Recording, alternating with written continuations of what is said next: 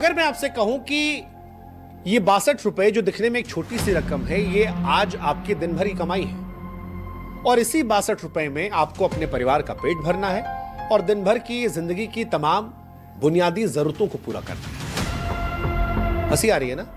लग रहा हुआ कि पहले दिन ही टीवी पर आकर ये कैसा मजाक कर रहे हैं, और सच भी है। 62 रुपए में हमारे देश में ना तो 1 लीटर फुल क्रीम दूध मिलता है, ना 1 लीटर अगर आप पेट्रोल डीजल लेने जाएंगे आपको मिलेगा। अगर आप 1 किलो दाल लेने जाएं तो भी नहीं मिलेगी, 1 दर्जन अंडा नहीं मिलेगा। यहां तक कि मोबाइल का जो सबसे सस्ता रिचार्ज होता है महीने का, वो भी 62 रुपए से महंगा है। लेकिन यह बात जो आपको मजाक लग रही है, जिस पर आपको हंसी आ रही थी, ये उस वक्त आपको तकलीफ देने लगेगी जब आपको यह जानकारी मिलेगी कि आजादी के 77 सालों बाद भी हमारे देश में 7 करोड़ से अधिक आबादी ऐसी है जो दिन भर की ये 62 रुपए नहीं कमा पाती। 7 करोड़ भाई साहब, और 7 करोड़ का मतलब है ब्रिटेन जैसे पूरे देश की आबादी भारत में ऐसी है जो हर रोज गरीबी में संघर्ष कर रही है, 62 रुपए के लिए संघर्ष कर रही है। दरअसल हमारे देश में शुरुआत से ही गलत सोच रही है। हमारे देश में एक धारणा है कि गरीब पैदा होना गुनाह नहीं है भाई साहब, गरीब मरना गुनाह है। अरे ठीक है, यह बात सच है कि कुछ लोग अपनी मेहनत, अपनी लगन से अपने हालात को बदल लेते हैं, लेकिन अधिकतर ऐसा नहीं होता। भारत में गरीबी की जड़ें इतनी गहरी हैं कि मेहनत कई बार अकेले काफी नहीं होती है, सपनों को तोड़ देती है।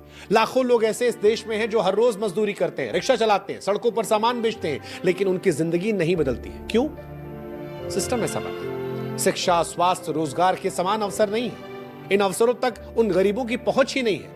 और जब वही गरीब मर जाता है तो कहा जाता है अरे यार, उसने कोशिश नहीं की होगी। आज कचहरी में हम ये कह रहे हैं कि ये सोच खतरनाक है। ये समाज में भ्रम पैदा करती है कि गरीब अपनी बदहाली के लिए खुद जिम्मेदार है, जबकि हकीकत में सिस्टम की नाकामी और असमानता उसे मौका नहीं देती। आज सवाल यह होना चाहिए कि भारत की जीडीपी अगर समुद्र में उठती बड़ी बड़ी लहरों की तरह है, तो ये लहरें सभी नावों को एक साथ क्यों नहीं ऊपर उठा रही? ऐसा क्यों हो रहा है कि कुछ नाव तो ऊपर उठ जाती लेकिन बाकी नावों को संघर्ष करना पड़ रहा है? और यही है आर्थिक असमानता की कहानी। इसका मतलब होता है कि एक व्यक्ति के पास तो इतना पैसा हमारे देश में है कि वो ये सोच रहा है कि इस बार छुट्टी मनाने कौन से देश जाएं। और उसी भारत में एक व्यक्ति ऐसा भी है जो इस डर से डरा हुआ है कि शाम को परिवार का पेट भरने लायक पैसा कमा पाएगा या नहीं कमा पाएगा। रात को भूखे सोना होगा बच्चों को, या फिर कुछ मुंह में निवाला जाएगा। और अगर माता पिता गरीब, लोअर मिडिल क्लास या मिडिल क्लास हैं, तो बच्चों को भी उन्हीं हालात में जीना पड़ता है। देखिए, आपको यह समझना है कि इस देश में चुनाव आते ही राजनीतिक पार्टियां आपके सामने मुफ्त सामान और योजनाओं का पिटारा खोल देती हैं। अलग अलग राज्यों में अलग अलग पार्टियां बड़े बड़े दावे करती हैं। कोई कहता है मुफ्त बिजली ले लीजिए, कोई कहता है मुफ्त में पानी, कोई कहता है सस्ता सिलेंडर, कोई कहता है महिलाओं, बेरोजगारों को नकद पैसा। लेकिन यही वो जाल है जिसमें आपके असली मुद्दे दब जाते हैं। अच्छी शिक्षा, बेहतर स्कूल, सुलभ स्वास्थ्य सेवाएं और रोजगार के अवसर। आंकड़े बताते हैं कि एक पढ़ा लिखा परिवार अपनी अगली पीढ़ी को 76% बेहतर जिंदगी दे सकता है।